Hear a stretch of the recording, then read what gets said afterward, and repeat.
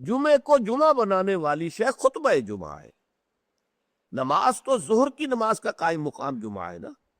ظہر کے 4 فرض ہیں اور جمعے کے 2 ہیں، تو نماز اصل شے نہیں ہے، اصل شے جو ہے خطبہ جمعہ ہے، جس نے کہ جمعے کو اہمیت دی ہے۔ اسی کے خطبے میں تعلیم ہوتی ہے، تلقین ہوتی ہے، جسے میں نے کہا اصل جو مقصد ہے یہ ہفتے وار اجتماع ہے۔ اس ہفتے وار اجتماع میں تازہ کرنا ہے اپنے نظریے کو، اپنے خیالات کو، اپنے نظریات کو، اپنے عقائد کو تازہ کرنا ہے، اسے پانی دینا ہے، سینچنا ہے، اور یہ کام در حقیقت خطبے کا ہے۔ ویسے یہ کہ تاریخی اعتبار سے جان لیجئے کہ اسلام جو ہے شروع سے اسلام ہے، حضرت آدم سے لے کر حضور تک اور آج تک اصل دین جو ہے وہ اسلام ہے۔ ان الدین عند اللہ الاسلام۔ یہ تو اسلام کے ایڈیشنز ہیں کہ ایک خاص احکام جو حضرت موسیٰ کو دیے گئے تو وہ اس وقت کے لوگوں کے لیے وہ لازم تھے، پھر وہ احکام جو ہے شریعت محمدی کی شکل میں آئے ہیں صلی اللہ علیہ وسلم، تو ہم پر وہ واجب ہے، لازم ہے۔ لیکن یہ کہ یہ نظام جو ہے رہا ہے ان تمام مذاہب میں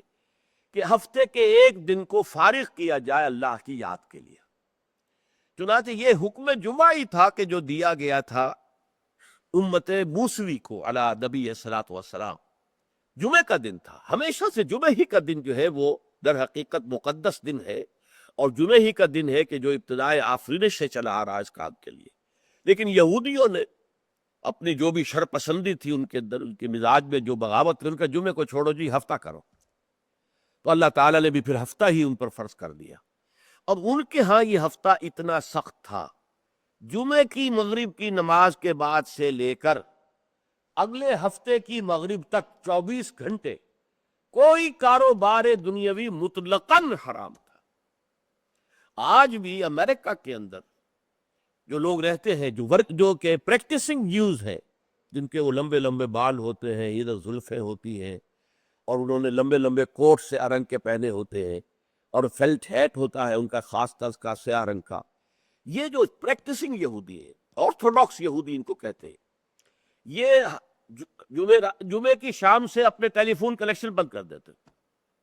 کوئی گفتگو نہیں، ان کے تمام دفاتر بند، گھروں پر بھی کوئی ٹیلی فون نہیں لیں گے، وہ سب بند، اور اس کے بعد ان کا پورا دن گزرتا ہے۔ لیکن وہاں فرق یہ ہے کہ وہاں کوئی جماعت کا اہتمام نہیں تھا، اپنے اپنے طور پر اللہ کو یاد کرو، تورات پڑھتے رہو، جو بھی ان کی ہاں شکل تھی نماز کی اس میں وقت گزارو، دنیاوی کاروبار جو ہے وہ کوئی نہیں ہوگا۔ اس کے بعد عیسائیوں کا معاملہ آیا، انہوں نے بھی انہوں نے ایک اور آگے قدم بڑھایا، اور ہفتے کو ترک کر کے اپنے آپ کو یہود سے ممیز کرنے کے لیے اتوار قرار دے لیا۔ اتوار کی صبح کو ان کا ایک خاص عبادت کا دن ہے،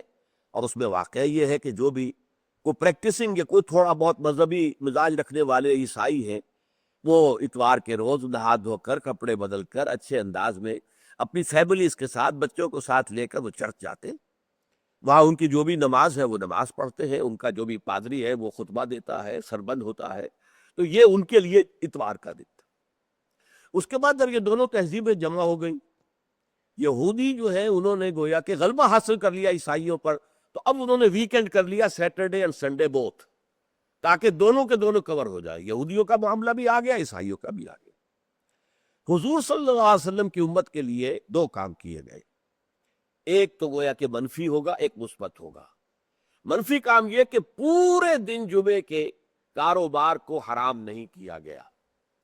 بلکہ حرام کاروبار ہے صرف اذان جمعہ سے لے کر جمعے کی نماز کے ادا ہو جانے تک، بس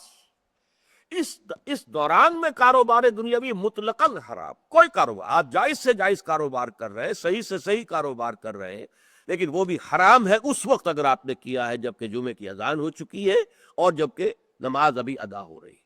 اس دوران حرام۔ لیکن باقی دن کے اندر حرمت نہیں رکھی ہے، البتہ میں ابھی آپ کو بتاؤں گا۔ تشویق یہ ہے کہ صبح سے لے کر جمعے تک کا وقت جو ہے یاد الہی میں بسر کیا جائے، تشویق اور ترغیب ہے۔